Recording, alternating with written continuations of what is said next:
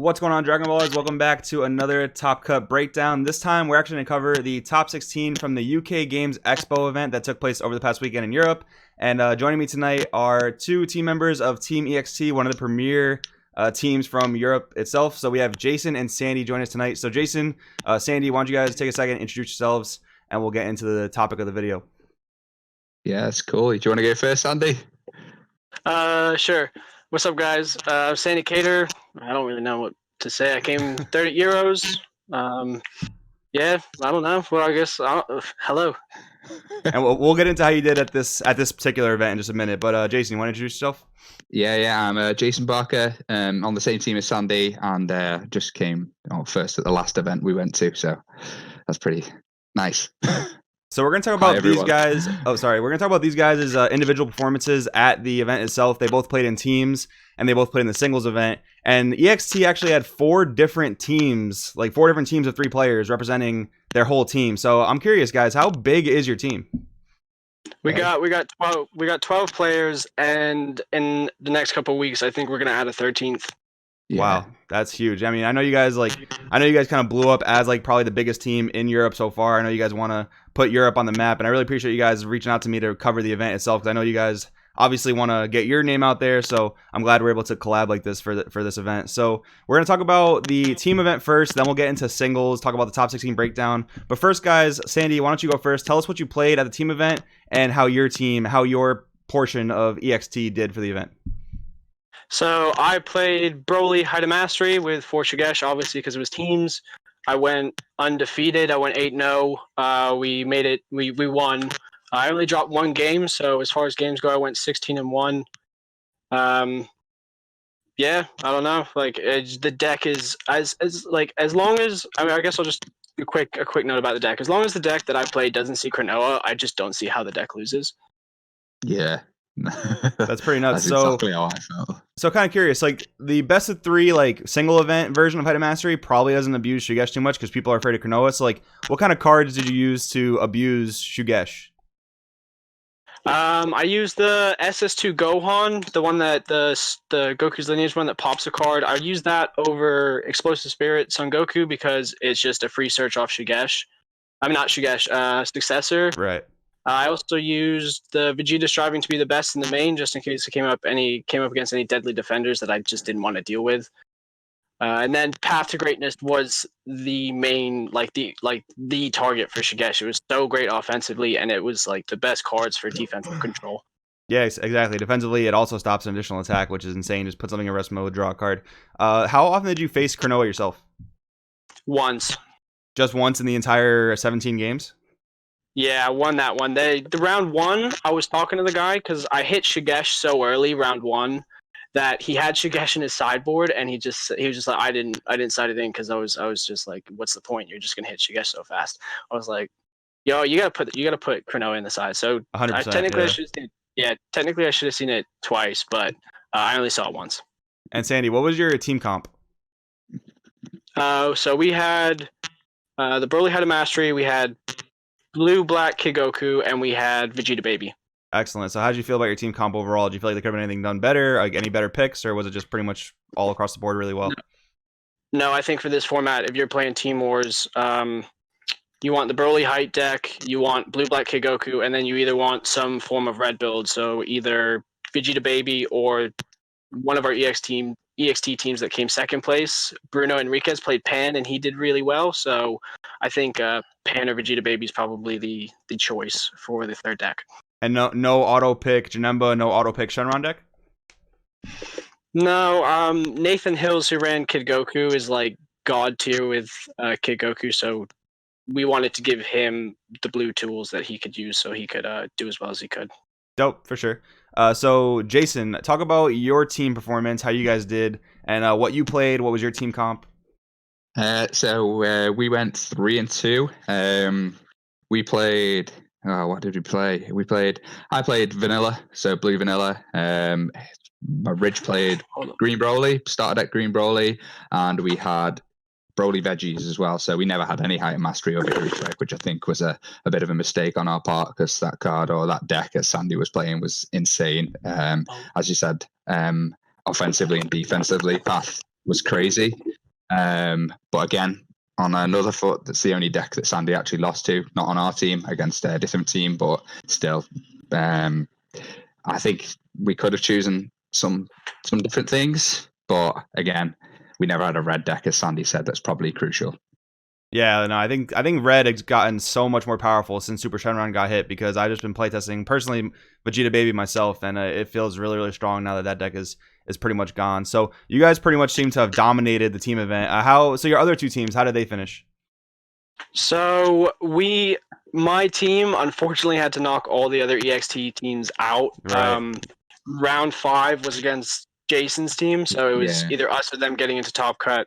Then we had an EXT mirror in top 8, and we had another EXT team make top 8 as well.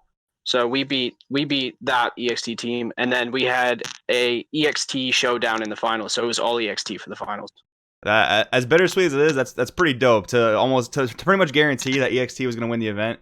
That's pretty dope, as bittersweet as it is. So congratulations to you guys on that, absolutely dominating the event. So let's talk about singles a little bit. First, we'll talk about your guys' performances, then we'll talk about the event as a whole, basically. So Sandy, why don't you tell us what you played for the singles event and how you finished? I don't want to talk about singles. I don't want to talk about singles. Singles didn't go super well for you? No, I decided, for some reason, that I thought Red Blue Hirudegarn was actually going to be meta. I thought Chain Zeno would have been a good choice. It wasn't. So what about the Chain Zeno skeleton, or what about Hirudegarn just didn't feel good? Was it TN? Was it people playing around Chain Zeno? No, it was like once I hit the Chain Zeno, and like I would in testing and in most games I'd always try and hit Chain Zeno on my Awaken, so I could Chain Zeno, Awaken, and then start gaining advantage with the Leader Swing and Phantom Blaster Cannon. Right. But until you hit that Zeno, all of the other decks that I played against were just out advantaging me so hard that they could play around Zeno. So it ended up not being the right choice. Right, like just off the top of my head, like Skilless is a really good time against Chain Zeno. Gogeta Ramp has a really good time against Chain Zeno because they just plus so hard. So yeah, I definitely can see what you mean by that. But no, nonetheless, like you had a great performance in teams, so don't let it take away too much from your weekend. Jason, why don't you tell us about who you did in singles, what you played, and how you finished? So I played Skillless again, blue black Skillless, and I came first. Excellent. So how did you do through Top Cut? Top Cut. So my first game was against. I'm trying to think now. It was. Give me 1 second, guys. Top 16. I've completely gone blank. My top 16 match. It's all right. People like hearing the accent, so just keep rambling. No, it wasn't Gogeta Shenron. That was my top 8. Oh my god! Was it Dende? It was Dende. Yeah. It was Dende Freezer. Yeah, Dende Freezer. It was a guy I actually faced in the earlier rounds as well. I just 2-0 straight up. Just he had too many extra cards at the end, and he couldn't handle the fact that I had so much more advantage. Every time you summoned the is it the Mecha Freezer that looks at your hand and summons a guy? Every time he looked at my hand, it was either extra cards that you couldn't use or something you wouldn't want to summon, like an android or I don't know, a vanilla that he'd play it, but again, it's no like loss a Krillin, for playing stuff like that. Yeah, everything I can play from my hand has something that goes off unless it's a Kid Goku, and usually they were in the bin or on the board. Top 8 was Shenron Gogeta, which was actually really, really hard. I didn't expect it, so I had no sided Dendes for the objections that they played to ramp their energy to 5, and they just got their Shenron out that can give something crit, or it gives untap 2 energy. They got out tier 4, turn 5. I was on 6 life. He basically summoned the Gogeta. I had about 15 cards in hand, straight to 3, and the triple strike, triple attack, crit, and that game was insane. The second game, he played the 5-drop Gogeta that bounces 2 and draws 2. And he sent my Kid Goku and my Android 8 back to the bottom of my deck, and I basically sent the Kid Goku first, so I could obviously use the android's effect. That got judge called straight over. The first judge didn't know. Second judge, the head judge, did know, and he was like, yeah, you can send it in an order. That's the way it's been ruled. So obviously I popped that, and then he had nothing after that. Next turn, just double strike Champa at the end of a combo and just 100k. I think it was something like that, something stupid. Third game, he did the same. He summoned the Gogeta, but he didn't obviously bounce my guys, and he swung with double strike crit because he gave it crit, and I peel off the crit off and went to 6 and awakened and just went nuts from there and demigred him. Trying to think, the next one was U7 Freezer Victory Strike. He took it game 1 because he Victory Striked and out comboed me, and I just never had enough. Game 2, he never saw Victory Strike. He had higher mastery, etc. But I just had him so far down with just being aggro, and double strike champer at the end. Third game, he victory striked. I waited to awaken so I could untap the 1 and then just out comboed him with beans and super combos and balls, etc. from there. And then just next turn, just again, double strike champer just took it. Double champer was crazy all through the whole day. The finals, I actually took both games with Demigra. That was against Janemba Mill.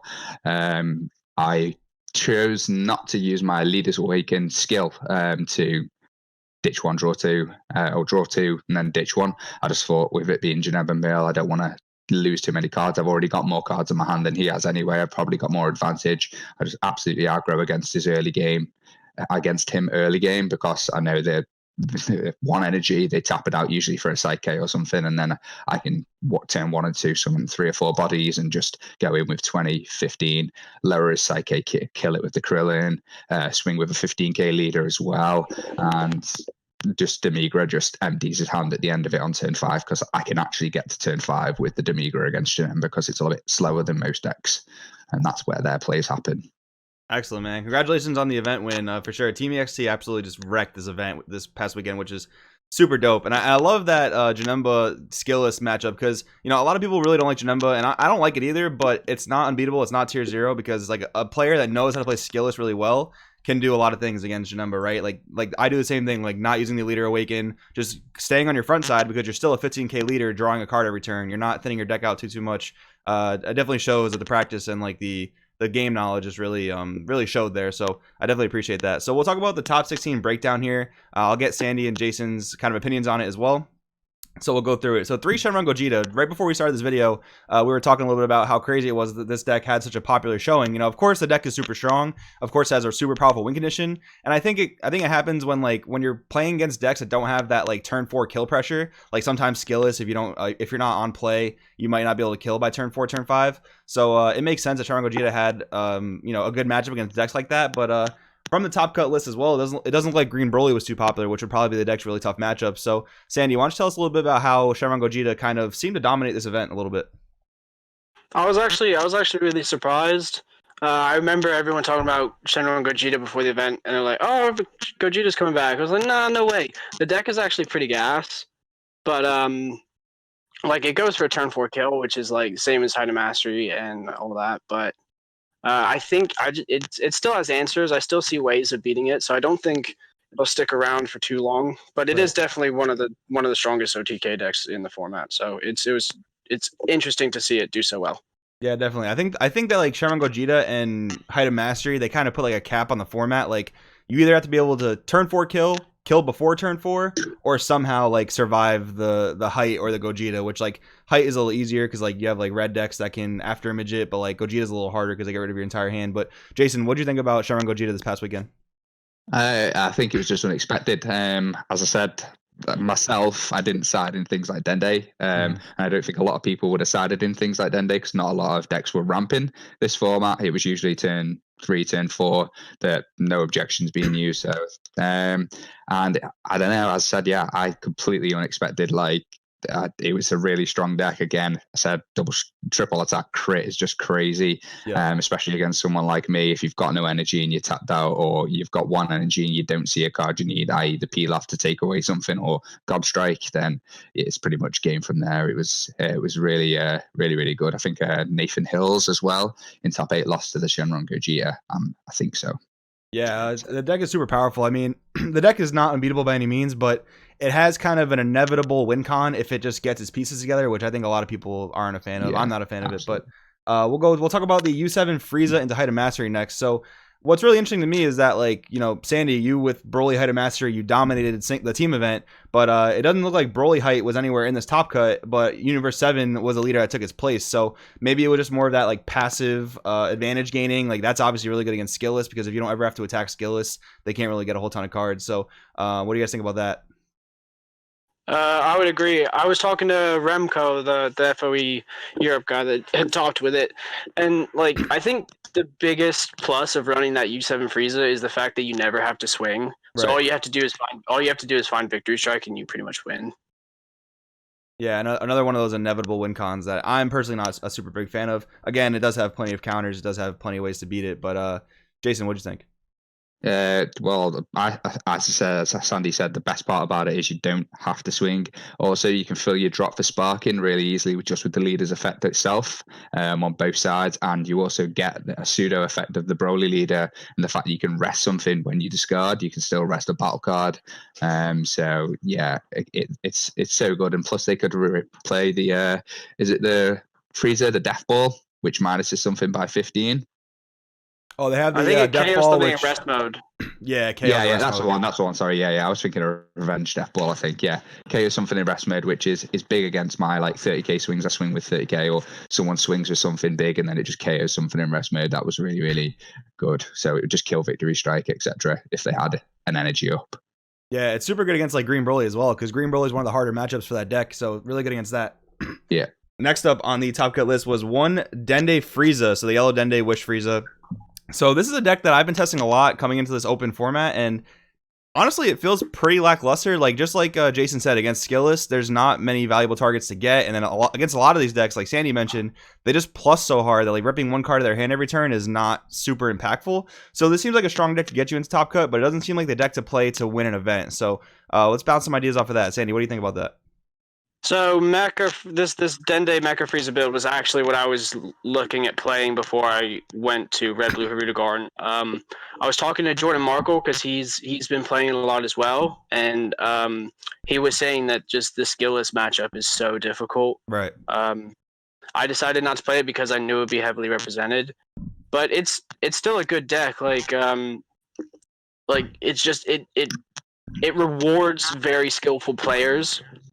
And like I think Danny Hype is also doing well with it in Canada as well. So I think it's not a bad choice. It's just you have to be very, very good with the deck. I agree, yeah. And if you can find ways to kind of mitigate that bad skillless matchup, it probably is really good. It definitely rewards skillful play, in my opinion, because you got to know what you want to rest with your opponent. You got to know which Frieza to go into. Your build has to be proper, because sometimes, like, that SPR build where you go into the 7-drop Frieza to clear board, like, I know a lot of people don't main deck that. A lot of people just side deck it. So having your build prepped is really important as well. And you actually do have time magic for, like, Height of Mastery. You have time magic for Shenron Gogeta. But, Jason, what do you think about the presence of Dende Mecha Frieza in Top Cut? As I said, it was the same guy I faced in the preliminary rounds as well, the Swiss. It's just finding ways around it was really easy. Like the big 7-drop triple strike Frieza that they summon over Occupation, that draws 2 cards and just blows up your rest. I'd just swing with the Kid Goku and then watch them try and swing over it before they could even summon the 7-drop guy, because as soon as they summon it, if Kid Goku's in rest and I have the android, it just dies straight away. So I don't know, it wasn't hard for me. It was, I mean, I'm not going to diss the guy because the guy was really good with the deck. He knew what he was doing. One of my favorite cards in the deck was that Tagama. The Tagama, I think, is crazy. Just summon it for free, draw a card, add something, send something. There's a good idea behind the deck, and it's really fun to watch, and it's a really thoughtful deck. You have to think a lot about what you're doing, whereas a lot of decks are sort of auto run. You just, i.e. Janemba, you mill your opponent. That's the idea of the deck. Whereas the Dende Frieza was kind of fun to watch, kind of fun to play against. I actually enjoyed the games I had against it. Yeah, and this is, I don't know, you talking about that kind of brought up an idea in my head. You know, there's kind of like, there's a more skillful decks like Mecha Frieza Dende, I think, is a very skillful deck. Other decks as well in the format that are a little harder to play, maybe like Vegeta Baby, maybe like Veku Ramp, but they take a lot more skill and thought to play. But then you have decks like Janemba that kind of wrecks like something like Gogeta Ramp. You have something like Shenron Gogeta that really gives like Vegeta Baby a hard time. So what do you guys think about that? Just like these kind of auto win conditions that really push out some of the more skillful decks of the format. Do you think I'm correct? Do you think I'm wrong? I mean, I don't really know. I don't. I mean, I'm one to play those decks, so I can't comment. Fair enough. Yeah, I played some of them myself as well. I mean, I came third with Janemba, and I went undefeated with Broly Height of Mastery. Like I don't know what to say. Yeah, and Sandy that's not likes me. it. That's not me saying that those decks are without any skill. I just think that the skill cap's a bit lower because the deck's ceiling is a bit lower. If you can agree with me on that, I don't know, but No, I don't disagree with that. I don't disagree with that. I think, but in this game, I think every deck requires some level of skill, Of course, especially of course. especially when you make it to Top Cut and you have to play other players that are also excellent at the game. So 100%, yeah, 100%. Like if you have a bad Janemba player, they're not going to make it top cut nearly as easily as a good player like Sandy with Janemba, of course. Yeah, I'm not trying to take away anything from any players. Just I was kind of curious about that thought in my head that popped up. Like sometimes some of these decks are a little harder to play, but you're just kind of handicapping yourself if you face something like Janemba. You know what I mean? yeah. I don't disagree with that. So next up, we had 3 Skillless in Top Cut. So Skillless finally getting its first win. I was pretty excited about that, to be honest, because I love the Skillless deck, and I don't think it's one of the more skillless decks in the format. Like people kind of claim it's very helmet. I think like especially if you have Bean in your deck, I think you can just do so many plays offensively. The deck is actually really fun to pilot and really powerful. So obviously Jason won the event with the deck, which is incredible. So did you think that this was the pick to win the event this format? Myself, I thought it would be more. Well, obviously, initially I thought it would be Shenron, Super Shenron, but yeah, let's not talk about that. Right. I actually thought something with Victory Strike or even the starter deck Broly might win, just because if they get the secret, it's pretty much done from there. If they're at 1, and I had a lot of testing against that Broly, and it seemed to be my hardest matchup. I like that I had, so I thought that would be a lot better, a lot stronger, and it was obviously not in the top cut. I expected Victory Strike, obviously, any form of Victory Strike, whether it was the Broly variant, it was the U7 variant. But yeah, I didn't expect, personally, I didn't expect to win, but yeah, I didn't expect Skillless to win, even though I know it's a proper solid deck and it has had a lot of top cuts in a lot of events around, well, say obviously the world, America, Europe, but still it's never won. As Sandy told me, I had no idea, to be honest. Yeah, it's come second at least 2 events and topped countless other events. But yeah, I'm super stoked that it got its first W. Thank you. Yeah, congratulations again. And so next up, I'll give Sandy the floor on this one because I know he's a Janemba pro. For Janemba in Top Cut, which was the most highly represented deck in Top Cut. So next to Shenron Gogeta, this is probably the scariest deck of the format, at least the way that people were making it out to be. People were very, very scared about Janemba going into this event. So it obviously made it to the finals, did very, very well there. But yeah, Sandy, what do you think about Janemba going forward? Do you think that it's going to be a force to be reckoned with? Do you think that there's plenty of hard counters? What do you think? I mean, I think it has some bad matchups. Height of Mastery, I thought was one of them, but I think it's actually gotten better as people have learned that matchup. I think it's still very skewed towards Height of Mastery, but I think Janemba can still pull it out and still do well in that matchup. I think Skillless is a difficult matchup. But once you get down striving to be the best and you start using Demon Swords to warp their 30Ks, I think it makes it a bit easier. Starter Broly's a bit scary. I just think Janemba, if it's a good pilot, the deck will always be around and will always do well. Right. And it's very clear that TN is not stopping the deck.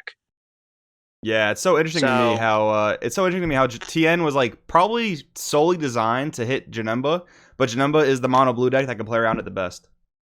Mm-hmm. And I was talking to like Devin Butterworth, and I was like, "How are you dealing with TN?" And he's just like, "That's fine. I'll leave 2 energy open when they go for game with a 100k triple strike, 100k double strike, will just God Strike Beers them." And I'm like, "Oh, okay, that makes sense." Oh yeah, so nice God and Strike easy. Beers. I think God Strike Beers is like an auto include into the deck, at least a one of in the main board and one of in the side. Yeah, if you're playing something with Bean, Godstrike is almost an auto include. Like I played it when I played Blue Skillless, and it really was an MVP card for sure. Yeah, and then rounding up the top 16, we had 1 Vegeta Baby, 1 Gogeta Ramp, and 1 Broly Starter. So Broly Starter gets a lot of rep here in the States. It actually is back in Super Shenron format, it was actually our second most highly rep deck. So it's kind of weird to see only one of that in the top cut here. And then Veku Ramp, I think, is a super solid pick this format. TN kind of wrecks that deck a little bit, but you can also play around it to an extent. And then Vegeta Baby, that was the red deck of the top cut. So what do you guys think about the rest of that top cut split? What do you guys think about top cut split in general? It was a very, very diverse format, so I'm super stoked about it. Yeah, the diverse format was excellent. The Veku ramp was also one of our teammates, Jamie Wolf. He's insane with that deck. Like, he's put hundreds of hours into that deck. Like, he's very difficult to beat if he plays that deck. And he knows, like, he knows, like, if you're playing red, he won't even play the barrier blocker Veku. He won't care about the ramp. He'll just play the deck differently. Right. So Veku, I was not surprised about him getting his top cut with Veku ramp. Broly starter is definitely a good deck. I think it definitely was going to make into top cut. But I mean, recently I've been watching Marcel Russell's videos on his Broly decks and how he talks about the Broly matchup. And it doesn't seem to be that difficult. Like, Dimensional Banisher Fu, Cold Bloodlust are all very helpful. In teams, if Broly didn't have Cronoa, I wanted to play all the Brolys because I thought it was just going to be an auto win because in theory, I just didn't see how I would lose against it. So I think starter Broly definitely has answers. And then Vegeta Baby's just an excellent deck. It's just an excellent red deck. So I think it was suitable that it made it into top cut. I definitely agree. Jason, you want to round out your thoughts on it? No, I totally agree with him. As I said, I expected more Broly, but just the one is fine. I think as I said, the fact that I think Shenron made it so far. I mean, not Shenron, Janemba made it so far as well, because a lot of Gogeta Shenron showed up as well. So obviously that's a really, really good, solid matchup for Janemba in most cases. So that's why you've got them represented quite high in the top cut. Broly, as I said, I expected more of it. It was a really, really solid deck. But again, just the one, you've got a lot of answers for it. Heavenly Wizard, etc. You've got the 6-drop Bardock that warps their big guys. So yeah, I can see why it didn't. But yeah, that's my thoughts. I agree with Sandy, really. Yeah, I definitely agree with them as well. And me and Sandy were actually talking a little bit about a little bit before this event took place, and he was telling me about how he thinks that the UK meta was going to be slightly different than the US meta post Super Shenron ban, and I think it was a combination of things. One of which being, I believe you guys don't have the dual color cards yet. Is that right? Yeah, that's correct. But I don't think those are making like a huge wave in the States, are they? Not too much from what I'm seeing. Like, I think they're playable, like with things like veggies. There's some like Vegeta Baby decks that are red green, but yeah, Sandy, why don't you talk a little bit more about what you thought the difference between the metas would be? Well, I just thought those dual color cards were going to be an impact. It was very exciting to think that we were finally going to enter a format that the US hadn't yet solved. Right. But being as the dual color cards haven't had too much of an impact, I don't think the meta is going to be that much different than you guys. It's just cool that we've it happened with yours as well, that we've got like we're the first people to sort of figure out the meta. So it was very exciting. Yeah, it's and pretty there were dope. a couple of decks that was like that could kind of squeeze in if it's like a good pilot. Like Frieza Prison in teams, we got to play against that. It was actually pretty scary. Yeah, the deck's super solid. I just think that something like Shenron Gogeta kind of pushes it out. But Oh yeah. But yeah, I think people are still experimenting with like blue yellow Janemba versus mono blue. Like from my testing, I think there's just certain things that mono blue is better against and like blue yellow is better against. So I think it kind of just depends on what you face throughout the tournament, and it's pretty cool, but it's also pretty daunting to see like such a diverse format. You don't know what you're gonna play against, so it's hard to prep for all these different things. But I mean, that's just part of playing the card game, right? Is the RNG, right? Yeah, but that's the best thing, because now we have like such an open meta where you can't tech against everything, so every deck is going to have at least one bad matchup, Yep. which I think was really healthy. Yeah, and it gives the way for like something like Frieza Prison to squeak in there and other more rogue things. Absolutely, I definitely agree. So Jason, what did you think basically overall about the format, how diverse it was, maybe how different it might be from the States? At the moment, I think it's been my favorite format that I played. I don't like it when one or two decks sort of just dominate a complete format, i.e. when Shenron was completely dominating Broly Height of Mastery and Janemba, them sort of things. They were like dominating formats. I didn't like that. Now that you've got a lot more like different decks in the top cut or even in the Swiss round, it's really nice to face something different. You don't know, like I wouldn't know how to play against Frieza Prison. I've never played against the deck before. before Friday, I never played against the Dende. I played against a lot of different things, but it was really refreshing to play against them sort of things and figure out how to do it on the spot. I enjoy that sort of thing, using my mind to think there and then rather than knowing the matchup. It's obviously an advantage to knowing a matchup, but again, it's still more enjoyable figuring something out there and then. I completely agree. That's one of my reasons I love diverse formats, is because it's just something fresh every round. Whether it's locals or regional, you just get to play against something fresh, figure it out, and it becomes a thinking game. It becomes a game between two players, and it becomes like a strategic game where the better player should come out on top. So, guys, I think this has been an excellent conversation about the format. I really appreciate you guys joining me here. Why don't we let you guys do some final shout outs? Sandy, why don't you take it first? Any final shout outs you want to get? Anything you want to mention before we wrap this video up?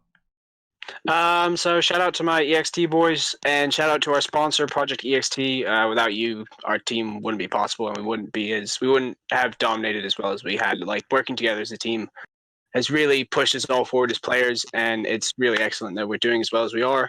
And if you guys want to check out our YouTube channel, Joey, I'll send you the link or whatever. I'll definitely put it down below. Yeah, we had 3 players in singles, and obviously Jason, who won, so those deck profiles will be out. And then we had 9 players in Top Cut for Team Wars, so we're putting those deck profiles out as well. So we're having a lot of content come out for the channel, and it's very exciting. Jason, why don't you take it away with your shout outs? Yeah, same, pretty much the same with the team and the sponsor with Sandy. I'd also like to have a specific shout out to the judges that ran the event on the days as well. They were considering how the event was organized in some cases. They did a really, really like an outstanding job there, basically picking it up and dealing with it the way they did. Also to Nathan Hills for advising me on just running mono blue because I was going yellow blue. Excellent, guys. Thank you so much again for joining. Congratulations again on your dominating weekend, and we'll see you next time. Thank you. Thank you. See ya.